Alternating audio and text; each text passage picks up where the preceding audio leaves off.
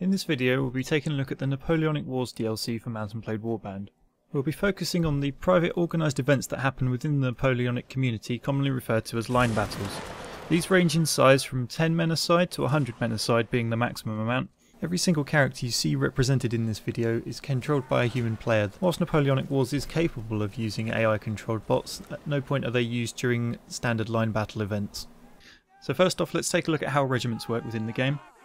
Mount & Blade Warband as a basic engine does not support in-game guilds as per things like World of Warcraft or other big name MMOs where you would have an application system built into the game.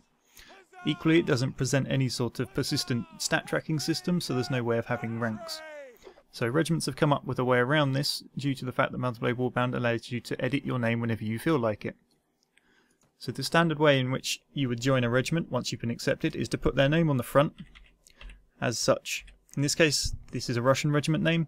If it was a British-based regiment, it would have something along the lines of 95th or 22nd, or they generally follow regiments from the era. Following that, the regiment will nearly always assign you a rank. Obviously, to begin with, it's likely to be something low, cadet, recruit, the French equivalent from the period. And that ranks all the way up to whatever they decide to set it to. It's completely controlled by the individual regiments and however they wish to set them. In this case, I'm a captain. Then you just put your name on the end, and that is how you signify that you're in this regiment with this rank in this event. Some regiments will have requirements on not having pipes and various things, but we won't worry about that. The other thing to note is nearly all regiments will pick one of these flags. Obviously they're not unique, but if everyone in the regiment has the same flag, it makes it considerably easier to group up at the start of an event when you're all in a big mass with everybody else on your team. So for example, if everyone in the 77Y has this flag, and the other regiments on the team have different flags, when you're all thrown together in a big group at the start, it's very easy to find your teammates to form up into your various regiments. Next I'll cover the various troop types and the additional rules that these private matches usually in place upon them. Some of these events are obviously custom tailored by the hosts and will have their own independent variations or additional rules to the ones I comment on, so I'll only be mentioning the usually applicable ones that are used in the vast majority of events. So if you are going to take part in these, make sure you read the organisers' rules very closely, as they will nearly always have something specific to their event just to make them unique.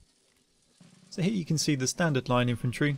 They consist of two lines of regular rankers led by a captain, which is the guy at the front of the telescope, and in this case they also have a flutist, a drummer and a pair of standard bearers. The musicians and the standards provide bonuses. Certain events have those disabled, others do not. As you can see, the line infantry themselves move in formation, they fire in formation, usually in volleys. Occasionally you will get ripple fire or other more advanced firing techniques as per the period. In certain events you will find that it's enforced that you must move around in double rank, as demonstrated in this clip just here, and the vast majority however is only single rank, as a lot of regiments are only sort of 10-15 men in size, and double rank just does not work with smaller sizes like that. It's a trade-off between realism and making the game accessible and enjoyable for the players, so you will find certain compromises in terms of realism.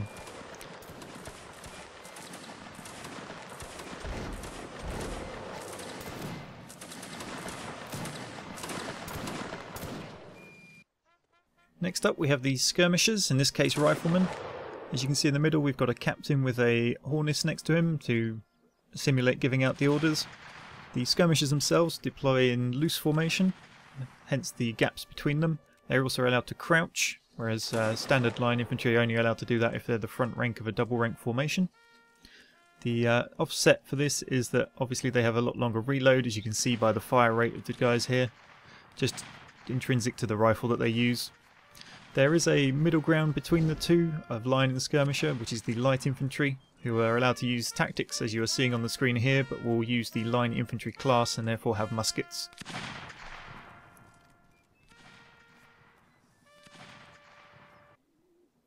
Here we have the cavalry unit. In this case they are mounted dragoons. They are led by the captain as usual, and in this case they have a hornist and a flag bearer with them. They do not have the specific formation because it's very difficult to control the horses in the Mount and Blade engine due to the variable speeds and just the lag inherent in internet games. As you will notice, they all have muskets on their back. This is because when you are moving as a dragoon, the standard rules for them is they are not allowed to shoot from horseback. You will find some events where they're allowed to shoot from horseback if they are stationary, but in the vast majority you do have to dismount to fire, as you should see shortly in this video. So while on horseback they will be using their sword. In the event of other cavalry, a lot of them do not have firearms, so this is not an issue. They will use their lances or various swords if they're hussar regiments. When dismounted, it is usually the case that cavalry here will form up as a line. In some events you will find they can use the skirmish formation, but for this demonstration they are using the line formation.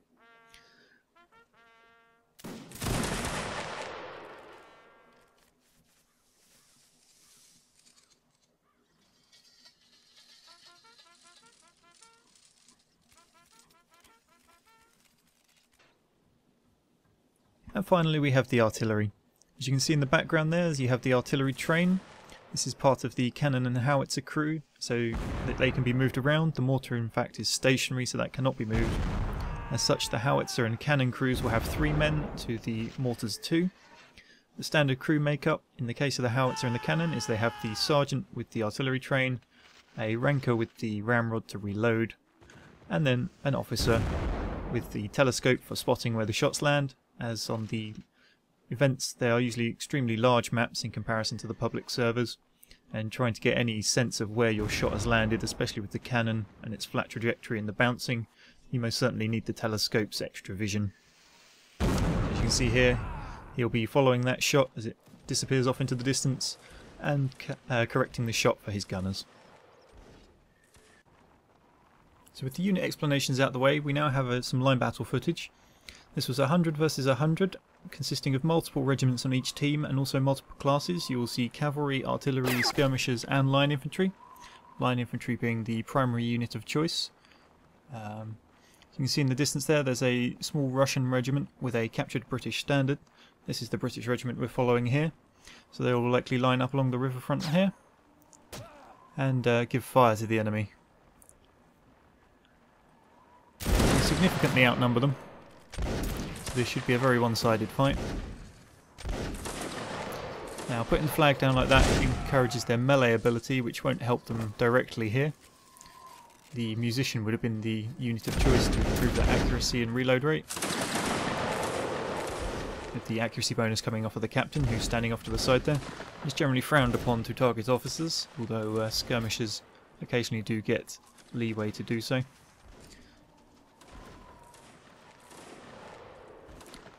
It's generally frowned upon to charge in individually like that guy there, but I'm not quite sure what happened to him in that event.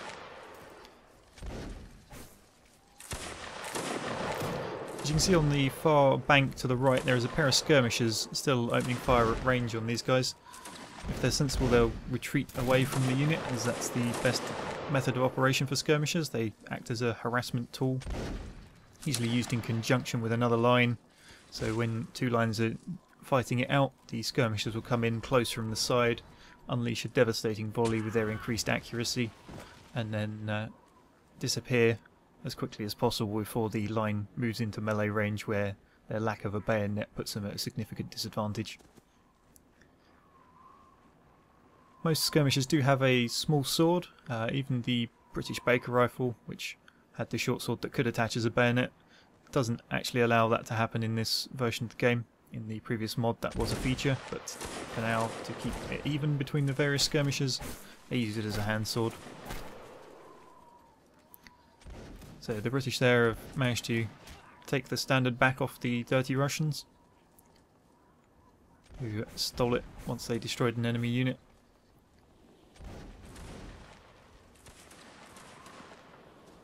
They're just finishing off the stragglers here, which is normally the part that takes the time, that and manoeuvring into position. Which is the reason that I started partway through this round, as at the start everyone's at their spawns, which are extremely far away from each other to allow for the artillery, and so there is a lot of manoeuvring, and especially on maps with reduced visibility such as this one due to the snow, trees, it's very easy to get turned around, lost and just completely miss your enemy, or suffer a brutal flanking attack. So this guy behind here is the remainders of a skirmisher detachment.